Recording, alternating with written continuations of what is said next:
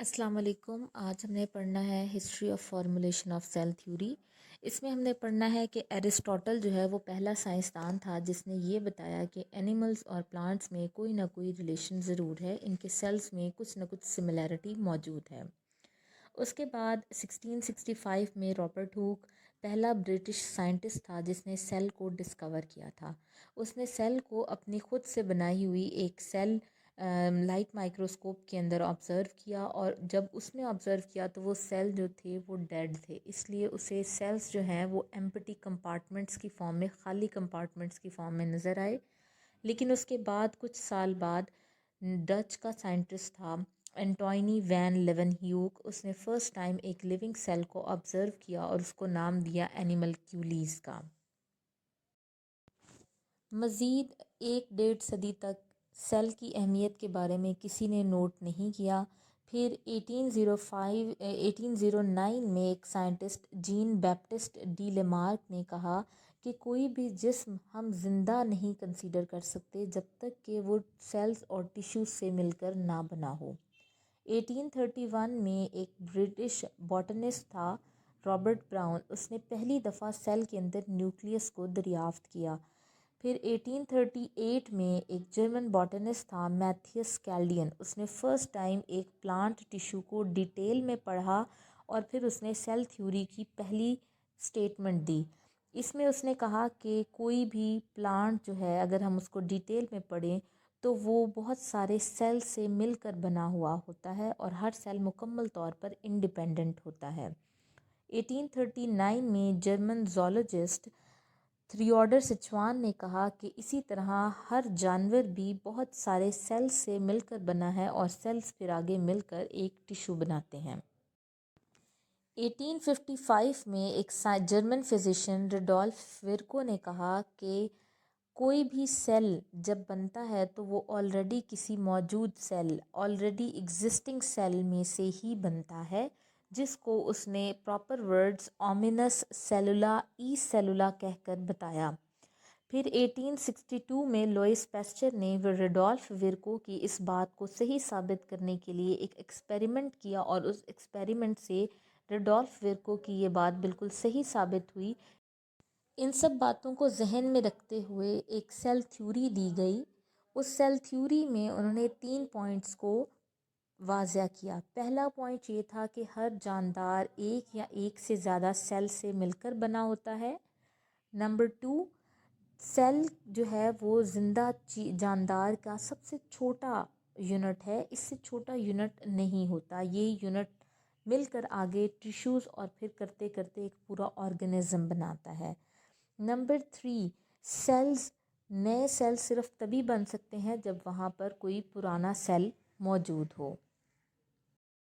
इसके बाद हमारे पास है सब सेलुलर और ए सेलुलर पार्टिकल्स। अभी तक हमने पिछले चैप्टर में भी जिक्र किया था वायरस का, प्रायोन्स का और वायरॉइड्स का, जिसमें ये तीनों पार्टिकल्स को बताया गया था कि ये किसी एक सेल से नहीं बने हुए होते, ये बल्कि ए सेलुलर पार्टिकल्स होते हैं और ये ग्रो करने के लिए इनको लाजमी किसी जानदार की बॉडी चाहिए। जब ये लिविंग ऑर्गेनिज्म में होते हैं तो ये लिविंग ऑर्गेनिज्म की तरह एक्ट करते हैं, और जब ये नॉन लिविंग इन्वायरमेंट में होते हैं तो ये नॉन लिविंग ऑर्गेनिज्म की तरह एक्ट करते हैं। इसी वजह से इनको 5 किंगडम क्लासिफिकेशन जो की गई थी हमने ऑर्गेनिज्म की, उसके अकॉर्डिंग ये किसी भी पांचों ग्रुप्स में से किसी के अंदर भी फिट नहीं होते हैं। सेलुलर स्ट्रक्चर्स और उनके फंक्शंस।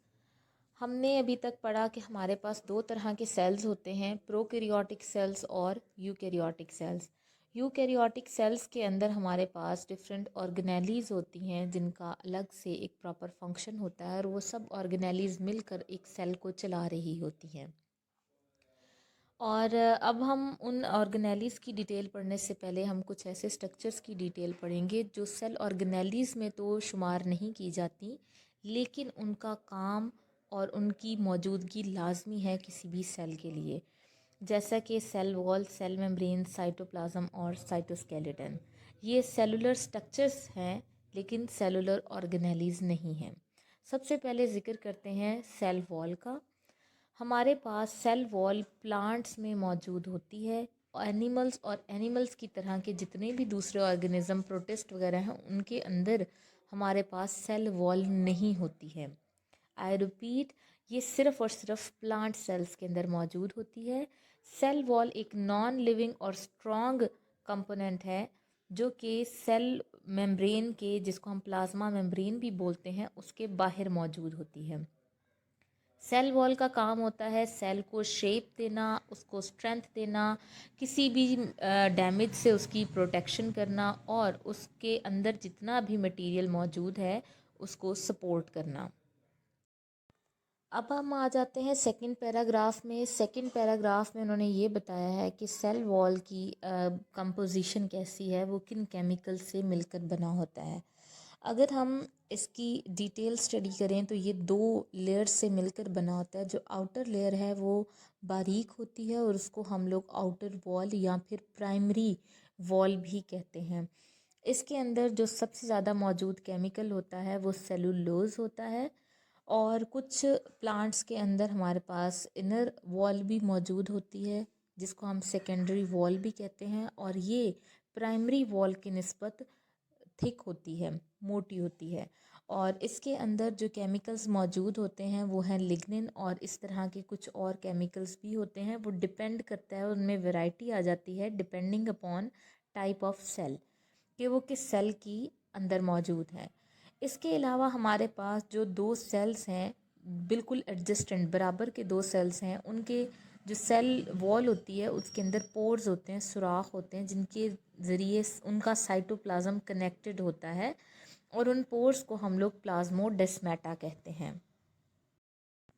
अब हम बात करते हैं थर्ड पैराग्राफ की, जिसमें उन्होंने ये जिक्र किया है कि फंजाई और बहुत सारे प्रोटिस्ट ऐसे भी हैं जिनके अंदर सेल वॉल्स तो मौजूद होती हैं लेकिन उनकी सेल वॉल के अंदर सेलुलोज नहीं होता, बल्कि उनके सेल वॉल के अंदर सेलुलोज के तरह के और बहुत सारे केमिकल्स होते हैं। फॉर एग्ज़ाम्पल, जो हमारे पास फंजाई है उसकी सेल वॉल के अंदर जो केमिकल होता है उसका नाम है काइटिन, और प्रोकैरियोट्स की सेल वॉल जो है वो पेप्टिडोग्लाइकैन से बनी हुई है। अब पेप्टिडोग्लाइकैन क्या है? ये अमाइनो एसिड और शुगर से मिलकर बनती है।